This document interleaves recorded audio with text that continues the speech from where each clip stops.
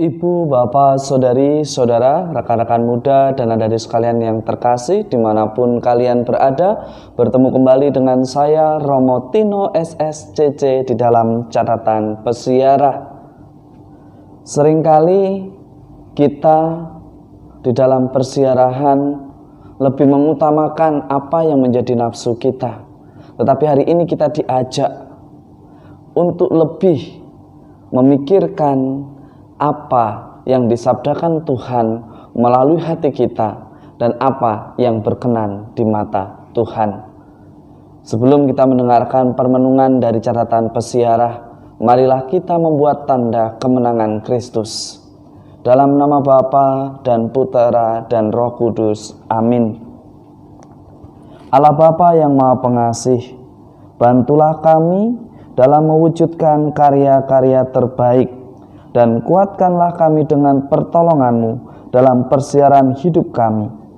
Serta tuntunlah kami untuk menanggapi anugerah surgawi, sehingga kami tetap selalu berada pada jalan-Mu. Demi Kristus pengantara kami. Amin.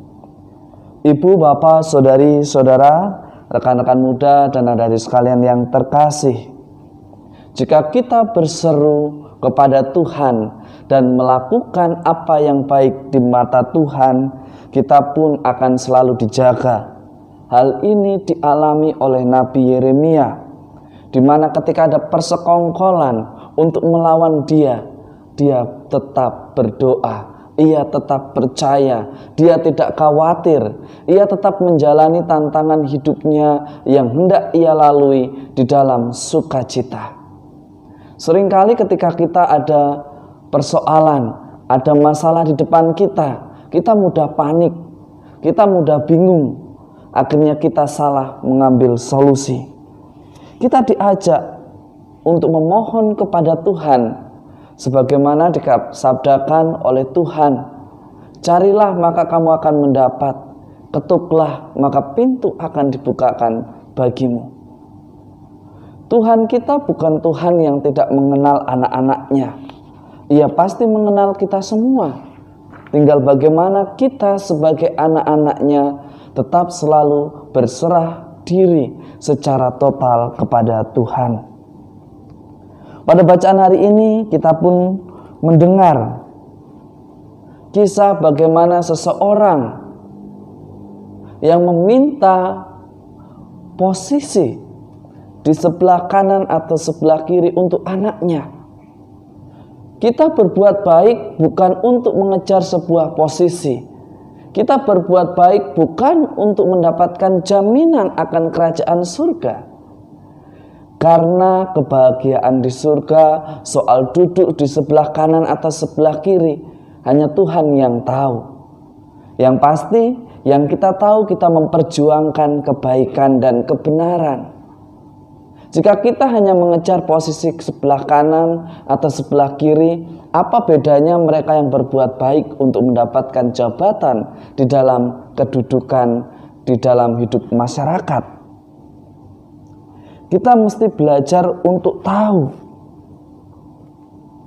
mengapa kita harus menuntut Tuhan. Kita setia bukan untuk mengatur Tuhan, tetapi belajar untuk mendengarkan apa yang menjadi kehendak Tuhan di dalam persiaran hidup kita. Jangan dibalik, kita taat dan setia supaya Tuhan menurut dengan kita. Tidak. Tetapi di dalam persiaran hidup kita, hendaknya kita memuliakan Allah di dalam sukacita, di dalam kegembiraan, sebagai bentuk syukur kita mendengarkan dan melaksanakan firman Tuhan. Menjalankan dan melaksanakan firman Tuhan memanglah tidak mudah.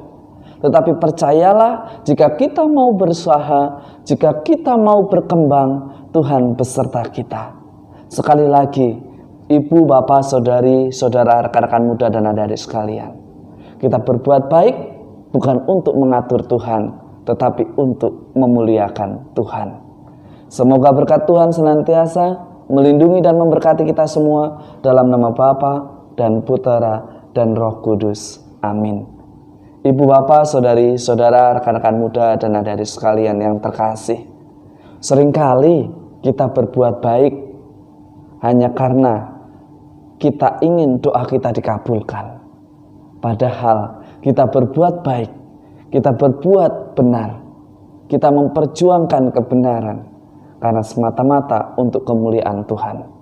Belajarlah untuk setia, tetapi bukan untuk mengatur Tuhan, tetapi belajar untuk menjadi anak-anak yang sejati, yang selalu mendengarkan sabdanya. Selamat beraktivitas, Tuhan memberkati. Amin.